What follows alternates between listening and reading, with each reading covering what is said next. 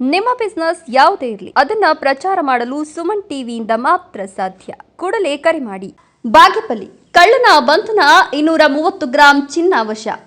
ಬಾಗೇಪಲ್ಲಿ ತಾಲೂಕಿನ ಮೊಟಕುಪಲ್ಲಿ ಗ್ರಾಮದಲ್ಲಿ 10 ದಿನಗಳ ಹಿಂದೆ ಕಳುವಾಗಿದ್ದ 230 ಗ್ರಾಂ ಚಿನ್ನಾಭರಣವನ್ನ ಬಾಗೇಪಲ್ಲಿ ಪೊಲೀಸರು ವಶಕ್ಕೆ ಪಡೆದು ಆರೋಪಿಯನ್ನ ಬಂಧಿಸಿದ್ದಾರೆ. ಗಂಧರ್ವ ರೆಡ್ಡಿ ಆರೋಪಿಯಾಗಿದ್ದು, ಮೊಟಕುಪಲ್ಲಿ ಗ್ರಾಮದ ಶಿವಕುಮಾರ್ ಮನೆಯಲ್ಲಿ ಏಪ್ರಿಲ್ 15ರಂದು ಕಳ್ಳತನ ನಡೆದಿತ್ತು.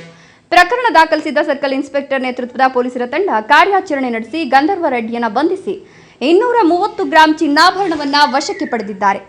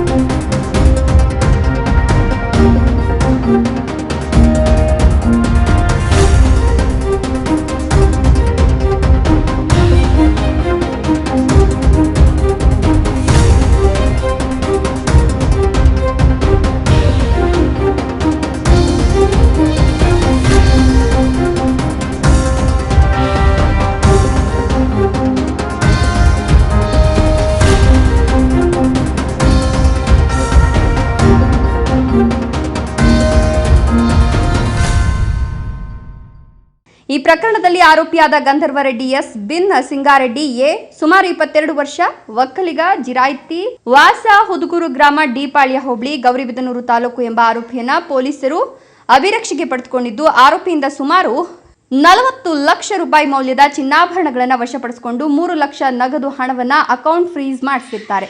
ಕಾರ್ಯಾಚರಣೆಯಲ್ಲಿ ಸರ್ಕಲ್ ಇನ್ಸ್ಪೆಕ್ಟರ್ ಅಜಯ್ ಸಾರಥಿ, ಸಬ್ ಇನ್ಸ್ಪೆಕ್ಟರ್ಗಳಾದ ಸುನಿಲ್ ಕುಮಾರ್, ಮುನಿರತ್ನಂ, ಮುಖ್ಯ ಪೇದೆ ಸುರೇಶ್, ಪೇದೆಗಳಾದ ಧನಂಜಯ್ ಕುಮಾರ್, ಸಾಗರ್, ವೆಂಕಶಿವ, ನಾಗಾರ್ಜುನ, ತನಿಖಾ ಸಹಾಯಕರಾದ ಕೃಷ್ಣಪ್ಪ, ರಾಜಪ್ಪ ಭಾಗವಹಿಸಿದ್ರು.